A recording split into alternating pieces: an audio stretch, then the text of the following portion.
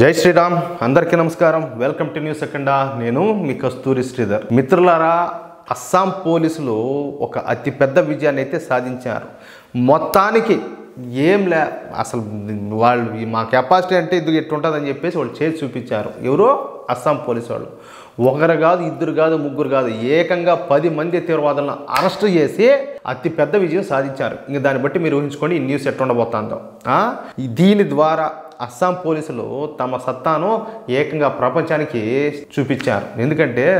ఇప్పుడు తీవ్రవాదులను ఎన్కౌంటర్ చేయడం అంటే అదొక లెక్క కానీ అరెస్ట్ చేయడం అంటే మామూలు విషయమా మొన్న కూడా ఈ మధ్య నేను ఒక న్యూస్ చేసిన ఇదే మాది జరిగింది అది మన వాళ్ళ పవరు మన వాళ్ళ దమ్ము సరే ఇంకా అసలు విషయం లేకొస్తే ఏబిటి అంటే దీనిని అన్సరుల్లా బంగ్లా టీం అని అంటారనమాట ఇదేన్ని ఈ ఏబిటీను ఇది ఒక తీవ్రవాద సంస్థ ఇది బంగ్లాదేశ్కు చెందినటువంటి తీవ్రవాద సంస్థ అనమాట అంటే చూడండి ఇప్పుడు ఈ పాకిస్తాన్లోనే కాదు ఈ బంగ్లాదేశ్లో కూడా తీవ్రవాద సంస్థలు ఇష్ట ప్రకారం పెరిగిపోతున్నాయి వీళ్ళు ఈశాన్య రాష్ట్రాలను భారతదేశం నుంచి వేరు చేయాలని చెప్పి టార్గెట్తో వీళ్ళందరూ కూడా పనిచేస్తూ ఉంటారు ఈ తీవ్రవాద సంస్థ ఆల్ ఖైదాకు అనుబంధ సంస్థగా పనిచేస్తూ ఉంటుంది ఇక వీళ్ళు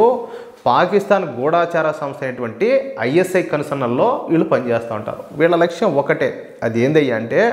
మన భారతదేశ ప్రధాన భూభాగాన్ని ఈశాన్య రాష్ట్రాల్లో కలిపే మార్గాన్నే చికెన్ నెక్ అని అంటారు లేదా సిలిగురి కారిడార్ అని కూడా అంటారనమాట ఈ సిలిగురి కారిడార్ వెడల్పు కేవలం 22 కిలోమీటర్లే దీంతో ఈ సిలిగురి కారిడార్ పైన దాడులు చేసి ఈ కారిడార్ను కనుక ధ్వంసం చేసినట్టయితే ఇక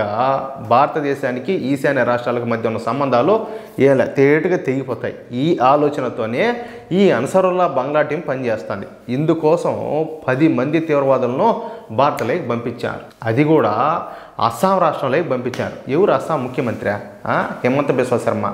ఏమిలా ఎముడితో పోయి డైరెక్ట్గా ఢీ కొట్టినట్టే అట్టుంటుంది అర్థమైందా ఇక ఈ 10 మంది తీవ్రవాదులకు ఆయుధాలు బాంబులు మందుగుండు ఇచ్చింది మాత్రం ఈ పాకిస్తాన్ గూఢాచార సంస్థ ఐఎస్ఐనే ఇక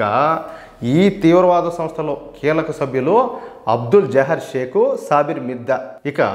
అస్సాంలోకి ప్రవేశించినటువంటి ఈ ఇద్దరు తీవ్రవాదులు అస్సాంలోని చపారా బజార్ అనే జిల్లాకు చేరుకున్నారు ఇక ఈ జిల్లాలో వీళ్లకు ఒస్మాన్ అలీ అనే వ్యక్తి అయితే ఆశ్రయం ఇచ్చాడు చూడండి వీళ్ళు ఏ దేశం వచ్చినా కూడా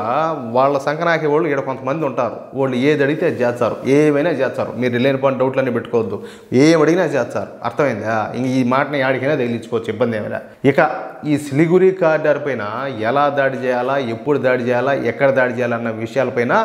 పక్కా ప్లాన్ తయారు చేసుకున్నారంట ఇక మరొక 4 రోజుల్లో మన సిలిగురి కారిడార్ పైన దాడులు చేస్తామనగా అస్సాం పోలీసులు ఈ విషయాన్ని కనిపెట్టారు అదేవిధంగా కేంద్ర ఏజెన్సీల సాయంతో అస్సాం పోలీసులు ఈ సమాచారాన్ని సేకరించినట్టుగా తెలుస్తుంది అంతే ఇక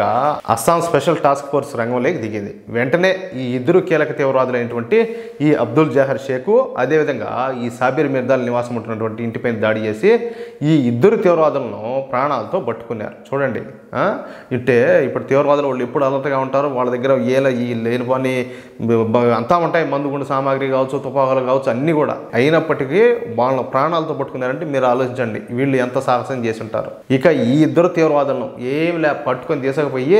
ఉతికి ఆరేసి ఇంకేమైనా ఎండేశారు దీంతో ఇక మిగిలినటువంటి 8 మంది తీవ్రవాదుల వాళ్ళ ఆచూకీ కూడా దొరికింది అప్పుడు వీళ్ళందరినీ కలిపి ఈ అస్సాం స్పెషల్ టాస్క్ ఫోర్స్ పోలీసులు అరెస్ట్ చేశారు